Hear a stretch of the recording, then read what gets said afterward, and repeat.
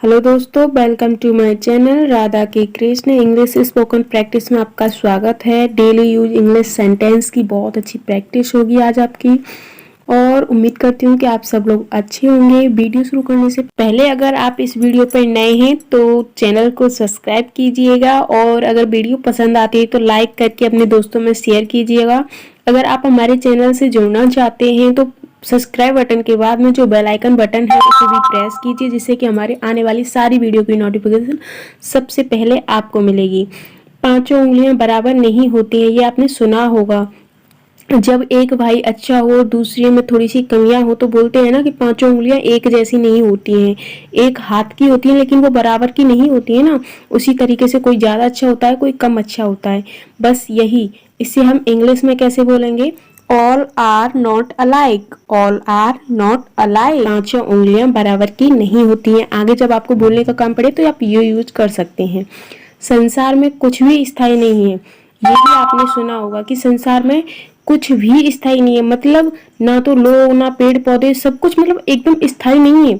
वो हमेशा के लिए इस जगह पर नहीं रह सकते, कभी ना कभी उसे मिटना ही पड़ता है। जो चीज है उसे खत्म भी होना पड़ता है। जिसने जन्म लिया है उसे भी जाना पड़ता है। तो ये स्थायी नहीं है कुछ भी इस संसार में।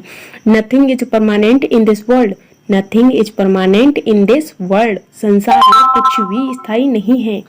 काम को काम सिखाता है।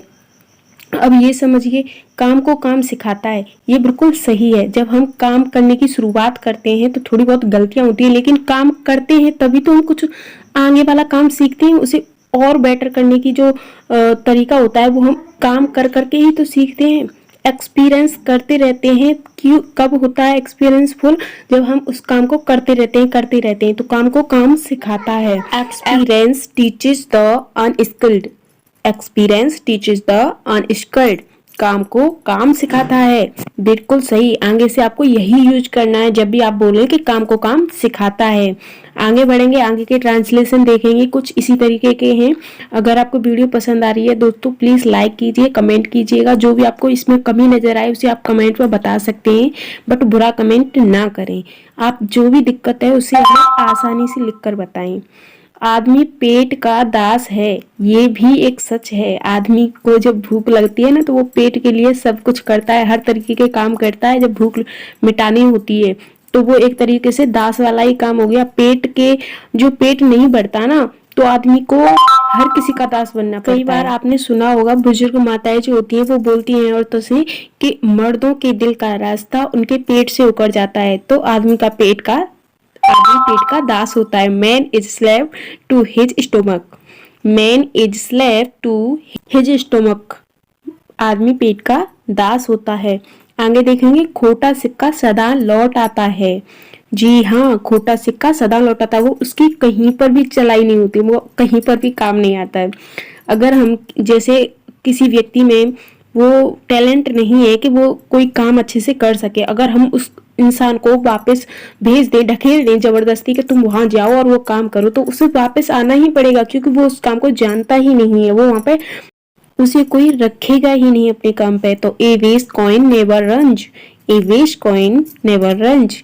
प्रेम और युद्ध में सभी कुछ सही है। जी हाँ, एक तरीके से हम बोल सकते हैं कि जंग में और प्यार में सब कुछ चलता है। जंग मतलब युद्ध और प्रेम मतलब प्यार। तो बस ये मैंने इसीलिए पोस्टर पे आगे लिखा था ताकि आप लोग इसे समझें कि ये दोनों चीजें एक ही हैं। हम इसे कैसे बोल सकते हैं इस इंग्लिश में? All is fair in love and war. All is fair in love and वार। शराफत में कुछ खर्च नहीं होता है। जो व्यक्ति शराफत से रहता है या शराफत से व्यवहार करता है उसका कुछ भी नहीं जाता है, बट उसके बदले में उसे बहुत सारा आदर मिलता है।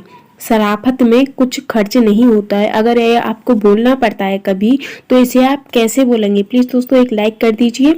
इसे बोलेंगे हम कि जैसे आप सोचो कि कभी हमें किसी से ये बोलना पड़ रहा है तो इसे हम इंग्लिश में एकदम से ऐसे बोल सकते हैं, courtesy cost nothing. Courtesy cost nothing.